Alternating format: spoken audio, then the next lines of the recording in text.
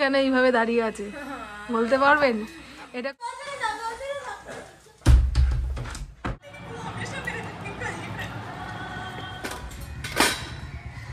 Good morning, শুভ সকাল।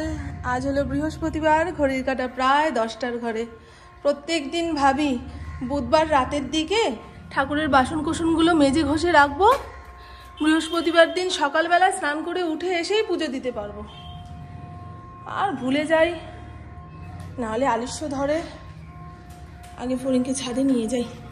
ওরে বাবারে বাবা, বৃহস্পতিবার দিন সকালের দিকটা কেমন হয়রান হয়ে যায়। এটা ছেড়ে ওটা, ওটা ছেড়ে ওটা, বাপরে বাপ।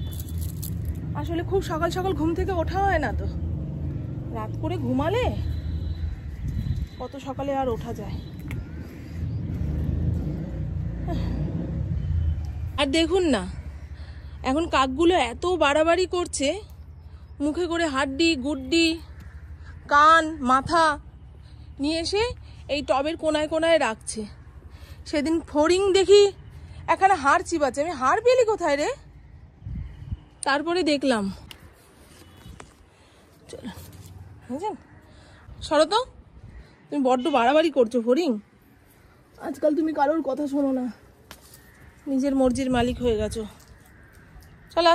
আমাদের ঘুরতে বেড়াতে যাওয়া নিয়ে যে কি টালমাটাল অবস্থা, কোনো হোটেলই পাওয়া যাচ্ছে না।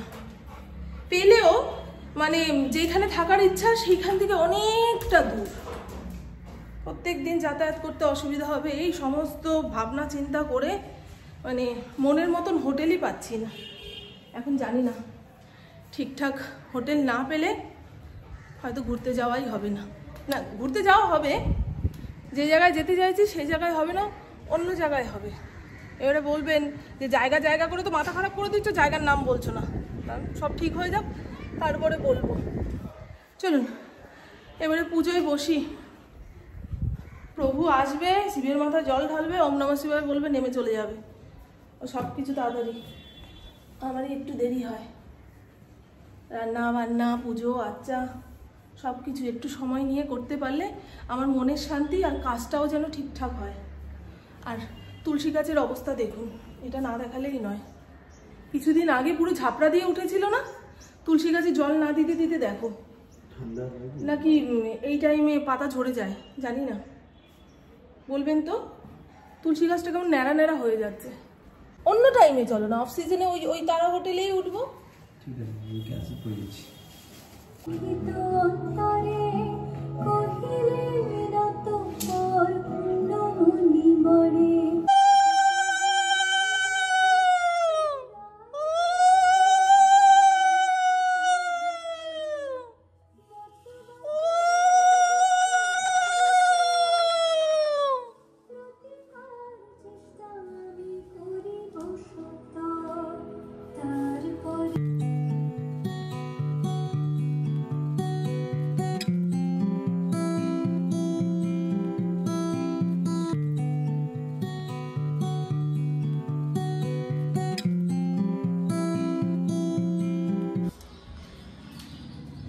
ঘরে সেদিন 2 প্যাকেট ডালিয়া খুঁজে পেয়েছি।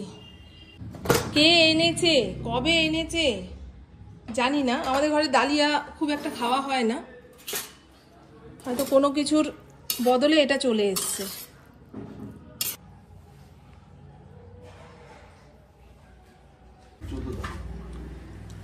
এনে বাবা, বাবাকে দিচ্ছি। কি সুন্দর দেখো, এই পাশে বাদাম দিয়ে দিয়েছে। আরে তুই তো এগুলো খাস, এই পাশে বাদাম দিয়ে দেবে তুমি, তা বলে বাদামটা নষ্ট হয়ে যাবে নালে। কি হয়েছে? না, যদি এখনই ক্যান্সেল করে কবে রিটার্ন করবে? সবার আগে খিদা আমারই পাবে, যেহেতু হালকা খাবার খেয়েছি না, সেই জন্য। আর বললাম আজকে স্পেশাল রান্না বান্না হবে। স্পেশাল রান্না মানে বিরিয়ানি। আমি বিরিয়ানিটাই ভালো রান্না করি, আর আমার পুপু ঘরে বানানো বিরিয়ানিটাই বেশি ভালো খায়। যতই নামি দামি দোকানের বিরিয়ানি এনে ওকে খাও না কেন, তাও বলবে মা তোমার হাতের বিরিয়ানিটা খুব ভালো হয়। কিন্তু বিরিয়ানির চালটা মোটে ভালো না, জানেন, ভেঙে যায়। এটা ভোলার দোকানের চাল, প্যাকেট করা চাল দিয়েও বিরিয়ানি বানিয়েছি, তাও ঠিক মনের মতো হয় না। আপনারা বলবেন তো বিরিয়ানির জন্য কোন চালটা খুব ভালো হয়? যে ভাঙবে না, দোকানের বিরিয়ানির মতন ঝরঝরে থাকবে চালটা, দেখতেও ভালো লাগে, রাঁধুনির নামও হয়, আবার খেতেও ভালো লাগে। আর এভারেস্টের বিরিয়ানি মশলা, এই মশলাটা ছাড়া আমি বিরিয়ানি রান্না করতে পারি না। চলুন, বিরিয়ানি বিরিয়ানি এতবার বলতে গিয়ে দম আটকে আসছে। এখানে চিকেনের লেগ পিস আনা হয়েছে, সেটাকে ধুয়ে পরিষ্কার করে মশলাপাতি দিয়ে মাখিয়ে রাখলাম। দই, রসুন বাটা, আদা, কাঁচা লঙ্কা সব একসঙ্গে বেটে বুটে মেখেছি, অল্প একটু কাঁচা তেল, বিরিয়ানি মশলা, এই তো হয়ে গেল। এবারে পেঁয়াজের বেরেস্তা বানাবো। পেঁয়াজের বেরেস্তা বিরিয়ানির মধ্যে দিলে খুব ভালো। কতবার বিরিয়ানি বলছি, বাপ রে বাপ, আপনাদের তো ডেকে খাওয়াবো না, তাহলে এতবার বিরিয়ানি বিরিয়ানি বলে লাভ কি আছে। চাল ধুয়ে ভিজিয়ে রাখা হয়ে গেছে, পেঁয়াজের বেরেস্তা বানাবো। আজকে ইন্দ্র বাজার থেকে কাঁচকলা এনেছে, পেটের অবস্থা খুবই খারাপ, সেই জন্য নিজে হিসাব করে কাঁচকলা আনছে, থানকুনি পাতা আনছে। কি হয়েছে আমি বুঝতে পারছি না জানেন, খালি বলছে পেটটা ভার পেটটা ভার, আবার বিরিয়ানির কথা শুনে মুখটা কুঁচকে গেল। আজকে মোটে স্নান করতে যাওয়ার ইচ্ছা নেই, পুপু অনেকক্ষণ ধরে বোঝাচ্ছে। অন্যদিন এই বেল্ট বার করার সঙ্গে সঙ্গে একাই বাথরুমের দিকে হাঁটা দেয়। ঠান্ডা লাগছে মনে হয়। কি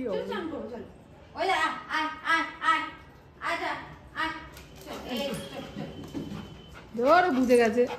বিরিয়ানির ভাতটা বানানোর জন্য জলের মধ্যে পরিমাণ মতন লবণ দিয়ে দিয়েছি, আর কোনো মশলাপাতি দিইনি, কারণ বিরিয়ানি খাওয়ার সময় গোটা মশলা মুখে পড়লে স্বাদের 12টা বেজে যায়। এবারে 80% কুক করব।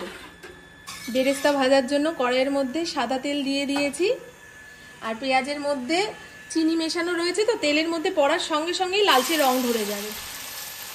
পেঁয়াজের বেরেস্তা ভাজা হয়ে গেছে, দেখুন পুরো ঝরঝরে, ছড়িয়ে দিলে খুঁটে তোলা যাবে, ঠিক আছে। আর সেদ্ধ করে রাখা আলুটাকে একবার ভেজে তুললাম, তাও ভেতরে ভেতরে কাঁচা। গিয়ে কেউ তো আর আমার হাতের খাওন খেয়ে মেডেল পড়াবে না। যে মশলাটা দিয়ে চিকেন ম্যারিনেট করেছি তার মধ্যে পেঁয়াজ বাটা দিইনি। হয়ে গেল। চলুন, পেঁয়াজ বেরেস্তা ভাজা তেলের মধ্যে ম্যারিনেট করে রাখা চিকেনটা দিয়ে ভালো করে কষিয়ে নেব। দেখ দেখ দেখ দেখ, আমাকে ভাত মাখতে দেবে না। ফরিং যেদিন যেদিন স্নান করে ওর পাগলের মতো খিদা পায়, দেখেছেন? এখনো কিন্তু খেতে দেওয়ার সময় হয়নি, টেবিল থেকে নিয়ে খেয়ে নিচ্ছে। হ্যাঁ, কি গো তুমি শোনটাই। চিকেন কষানো হয়ে গেছে, এবারে চাল চিকেন সাজিয়ে গুজিয়ে 20 মিনিট স্টিমে বসানোর সময়। আর আমি বিরিয়ানিতে কাঁচা লঙ্কা দিই, সেটা তো আপনারা জানেন। আমাকে স্যালাড না দিলেও চলবে, কিন্তু এই কাঁচা লঙ্কা। চলো, রুটিটা নড়ছে না এখন। প্রথমে আলুগুলো দিই, ভাপে ভাপে আরো যেটুকু সেদ্ধ হওয়ার হবে। এ বাবাই, আলাদা করে একটা রাখবো তোর জন্য, থাক।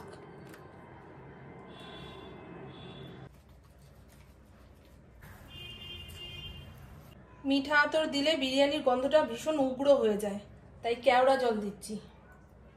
সাজিয়ে গুজিয়ে রেডি করে দিয়েছি,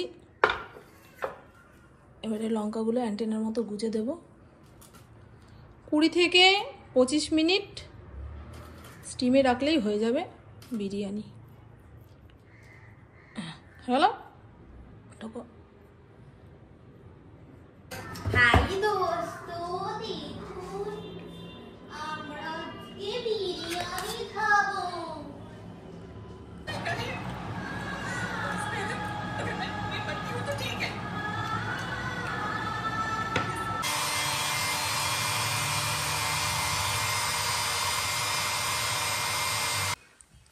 সেই সন্ধেবেলা থেকে অ্যালুমিনিয়ামের বাটিটা মুখে করে নিয়ে বসে রয়েছে। এ রাখতে বললেও রাখছে না, কাটতে গেলে দৌড়ে পালাচ্ছে। কি বলুন তো, ও মাঝে মধ্যে এরকমই করে। কোনো বাটি ঘটি মুখে নিলে সেটা আর ছাড়তে চায় না। এবারে কেড়ে না নিলে হবে না। দিন আমাকে বাঁচানোর ওষুধ, আমাকে বাঁচিয়ে রাখার ওষুধ। প্রত্যেক দিন রাতের বেলা একটা করে হাতে ধরিয়ে দেয়। গতকাল পুপু জামা কাপড় ভাঁজ করে রেখেছিল, তবে একটু ছোট ছোট করে ভাঁজ না করলে ওয়ার্ড্রপে রাখতে পারবো না।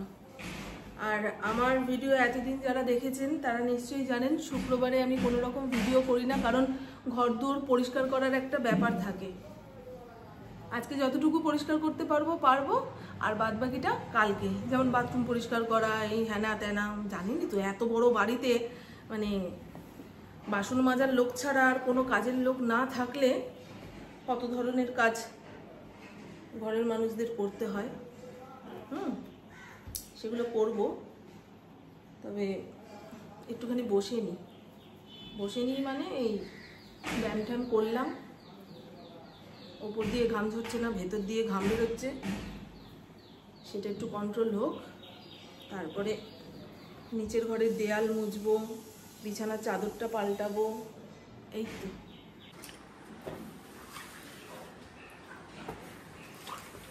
কালকে ফরিদকে স্নান করানো হয়েছে না, সারা ঘরে লোম, জামা কাপড়ে লোম, কত সুন্দর করে আছড়ে দিলাম। তাও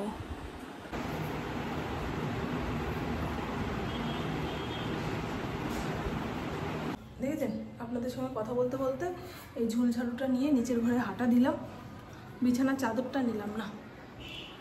সংসারে যত না কাজ করি তার থেকে বেশি সিঁড়ি দিয়ে ওঠা নামা, ওতেই তো অর্ধেক হয়রান হয়ে যাই গো। আজকে এই চাদরটা পাতবো। তোমাকে ঘরে আটকে রেখেছে ও আমার না গো, এক সময় যেতে চায় না, দুষ্টামি করে। এই দেওয়ালটাতে বেশি ঝুল ধুলো পড়ে, প্রায় প্রত্যেক দিন মুছে নিতে পারলে ভালো হয়, কিন্তু অত সময় কোথায় পাবো। এই পাপড়িগুলো দেখছেন, পাপড়ির মাঝখানে ধুলো পড়তে পড়তে যদি মোটা হয়ে যায় আর তোলা যাবে না, সেই ভয়টাই পাই। এই দেওয়ালটা খুব শখের আমার। ওপরের ঘরের দেওয়ালে পাখি আঁকা রয়েছে, সব হাতে আঁকা, কিন্তু পুপু কেন এইভাবে দাঁড়িয়ে আছে বলতে পারবেন? এটা কোটি টাকার প্রশ্ন। কাল রাতে পর্দার ওইখানে ওই আরশোলাটাকে দেখতে পেয়েছে। কালকে স্প্রে করেছিলাম, তাও আরশোলাটা যায়নি। ইন্দ্র অনেকবার খুঁজেছে, তাও পায়নি। আজকে পুপু ঘুম থেকে উঠে নিচের ঘরে আসার সঙ্গে সঙ্গেই আরশোলাটাকে দেখতে পেয়েছে। তাড়া দিচ্ছি না, দাঁড়া, বাবাই আসুক, হাতে করে ফেলে দেবে। আমার ঘর দোর পরিষ্কার পরিচ্ছন্ন হয়ে গেছে, এবারে যাব স্নানে। ওদিকে ডালিয়ার খিচুড়ি বসিয়ে দিয়েছি। ওমা কেমন করছে দেখো, ও আরশোলা মানে পুপুর জম।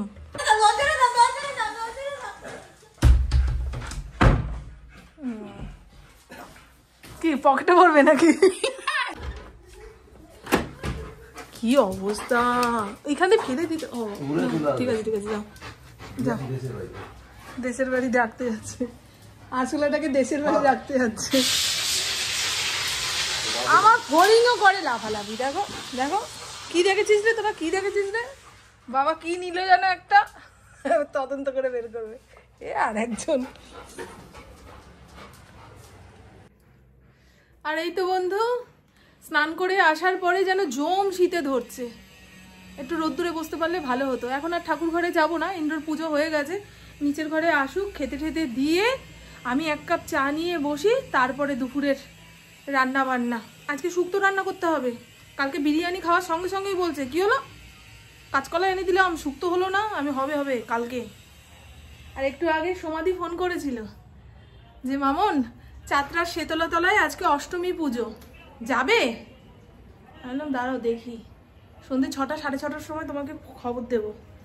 বলছে তুমি যদি চাও দুপুরের দিকেও আমরা যেতে পারি। আমি বাবা, দুপুরবেলায় কেউ যদি আমাকে সংসার ফেলে বেরোতে বলে, আমি বেরোতে পারবো না।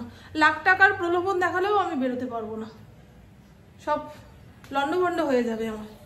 তো চলুন বন্ধু, আমার বকবক আজকের মতন এইটুকুই। আপনারা সবাই খুব খুব খুব ভালো থাকবেন, নিজের শরীরে খেয়াল রাখবেন, সুস্থ থাকবেন, আর অল টাইম স্মাইল করতে হবে। টাটা, খুব ভালো থাকবেন। যারা আমার নতুন বন্ধু তারা হয়তো জানেন না যে আমি শুক্রবার শনিবার কোনো ভিডিও বানাই না, কারণ এই দুটো দিন আমার সংসারের কাজকর্ম নিয়ে নিজেকে একটুখানি পরিপাটি করাতে সময় দিতে হয়। বুঝতে পারলেন? এটা আগাগোড়ার নিয়ম।